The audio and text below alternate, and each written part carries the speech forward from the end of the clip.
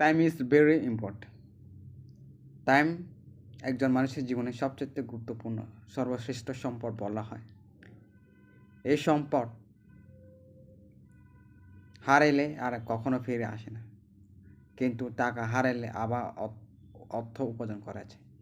সুযোগ হারাইলে আর নতুন করে আসতে পারে,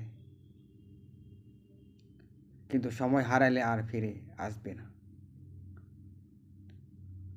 সময় সবার জন্য 24 ঘন্টা, ছোট বড় সবাই কাছে 24 ঘন্টার সমান।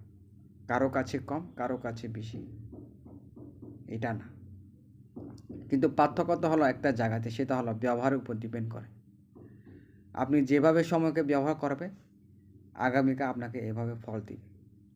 আপনি যদি সময়কে যদি অবহেলা করে, অজুহাত দেখায়, সময় নেই যদি বলে বসে থাকে, তাহলে আগামীকাল আপনি আফসোস ছাড়া কিছু থাকবে না। মনে রাখবে, সময় কারোর জন্য সঠিক